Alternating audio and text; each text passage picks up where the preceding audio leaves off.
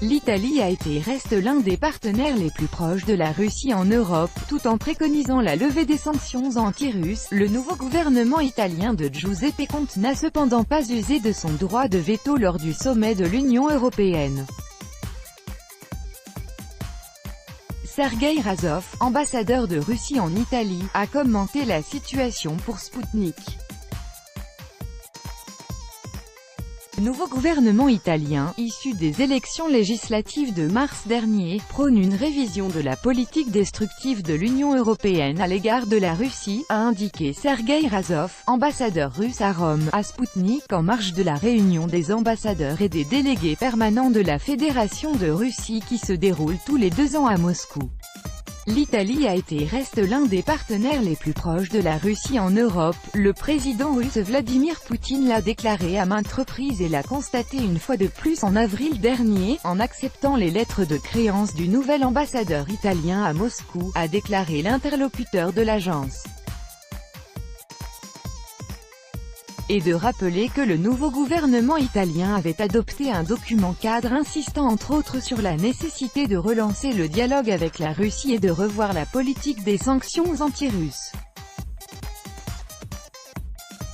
Néanmoins, ce gouvernement de changement n'est au pouvoir que depuis 1 mois et demi.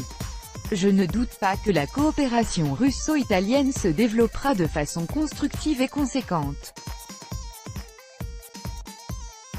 La dégradation du climat politique général dans les relations entre la Russie et les pays du prétendu « Occident collectif » a renforcé la dimension économique de nos rapports avec l'Italie, a souligné le diplomate, et d'expliquer que les hommes d'affaires italiens avaient incontestablement intérêt à resserrer et à diversifier leurs liens économiques avec la Russie et ne tenaient aucunement à céder leur position sur le marché russe.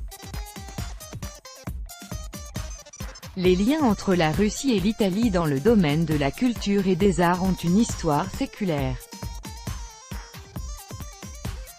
Une multitude de chefs-d'œuvre d'architecture ont été créés par des maîtres italiens, en Russie, NDLR.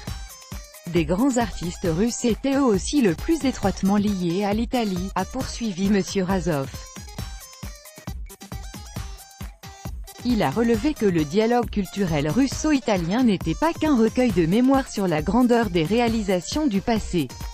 Il ne cesse de se développer de façon dynamique également de nos jours. En 2011, l'année croisée de la culture et de la langue s'est tenue, en 2013 à 2014, celle du tourisme, a rappelé l'ambassadeur. Il n'a pas omis non plus d'évoquer les saisons russes, festival inédit par son envergure qui propose 300 représentations dans 80 villes italiennes. La participation de l'Italie à titre de pays hôte au 7e Forum culturel international de Saint-Pétersbourg, en novembre prochain, NDLR, sera une nouvelle preuve du haut niveau de la coopération bilatérale, a résumé l'interlocuteur de Sputnik.